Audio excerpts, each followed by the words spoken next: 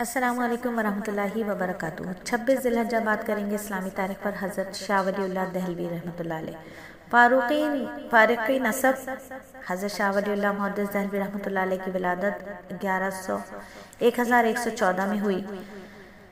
5 سال کی عمر میں مکتب میں داخل ہوا۔ 15 سال کی عمر میں حفظ قرآن کے ساتھ ساتھ ہندوستان میں رائج تمام علوم سے فراغت حاصل کی۔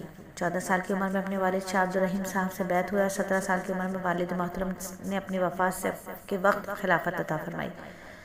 1145 میں سفر حج سے واپسی کے بعد درس حدیث شروع کیا اور تھوڑے ہی دنوں میں طلباء کا ایک ہجوم آپ کے یہاں جمع ہو گیا اور ایک بڑے دارالعلوم کی بنیاد پڑی۔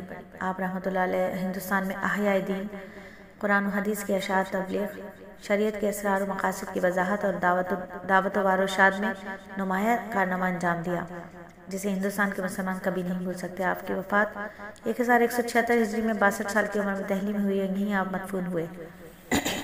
حضرت شاہ ولی اللہ دہلوی رحمۃ اللہ علیہ کے کارنامے بے شمار ہیں، جن میں ایک بڑا کارنامہ قرآن پاک کا ترجمہ ہے۔ شاہ صاحب ترجمے کی اہمیت اور اس کے سنانے پر زور دیتے تھے اور نبی صلی اللہ علیہ وآلہ وسلم کا ایک معجزہ۔ حضرت انس فرماتے ہیں کہ میں نے کوئی عنبر، کوئی مشک، کوئی خوشبودار چیز نبی صلی اللہ علیہ وسلم کے جسم کی مہک سے زیادہ خوشبودار ہرگز نہیں سونگھی۔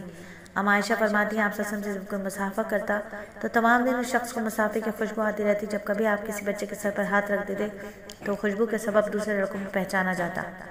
اور امانت کا واپس کرنا، قرآن میں اللہ فرماتا ہے اللہ تم کو حکم دیتا ہے جن کی امانتیں ہیں ان کو لوٹا دو، یعنی اگر کسی نے کسی شخص کے پاس کوئی چیز امانت کے طور پر رکھی تو مطالبے کے وقت اس کو ادا کرنا ضروری ہے۔ اور 4 چیزوں سے بچنے کی دعا میرے نبی فرماتے تھے کہ 4 چیزوں سے بچنے کی دعا کرتے رہو۔ اے اللہ، نہ ڈرنے والے دل، قبول نہ ہونے والے دعا، سیر نہ ہونے والے نفس اور نفع نہ پہنچانے والے علم سے تیری پناہ چاہتا ہوں۔ اے اللہ، ان 4 چیزوں سے بچنے کے لیے تیری پناہ لیتا ہوں۔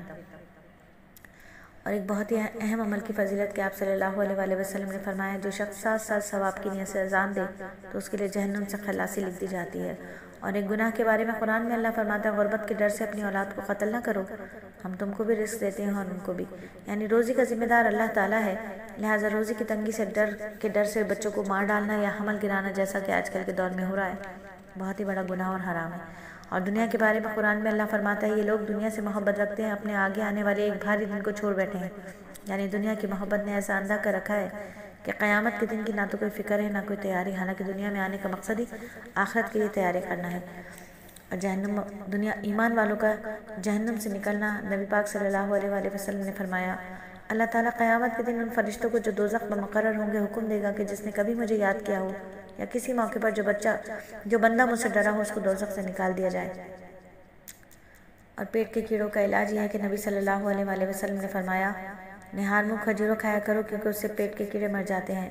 اور نبی صلی اللہ علیہ وآلہ وسلم نصیحت فرماتے ہیں برے ساتھی کے پاس بیٹھنے سے بہتر ہے تنہائی، اور اچھے ساتھی کے ساتھ بیٹھنا تنہائی سے بہتر ہے۔